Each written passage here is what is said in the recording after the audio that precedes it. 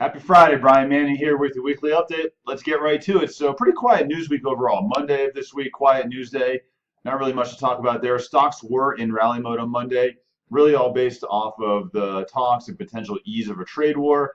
Who knows? If you watch the news, it's kind of all over the place in regards to a trade war, but Monday it certainly helped stocks. Tuesday, quiet news day, not much to report there. Wednesday and every Wednesday of every week, we get a report from the Mortgage Bankers Association in regards to mortgage applications. So for purchase transactions on a year-over-year basis, mortgage applications for new purchase loans are up 3%, which is amazing to see because this is in the face on a year-over-year basis of interest rates being 5/8% higher. So still, we talk about this almost every week. Lack of inventory, interest rates 5/8% higher compared to last year, and still people trying to buy houses for mortgage applications up 3%. It's really great to see. New home sales were down 1.5% for the month for a prior month.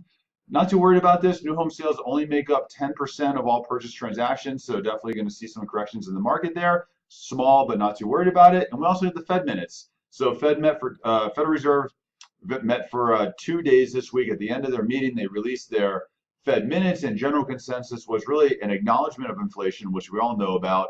Also, general consensus was two more rate hikes this year, possibly even a third rate hike. So we'll have to wait and see what happens, but definitely two and probably three. So it's just going to be coming down the pike.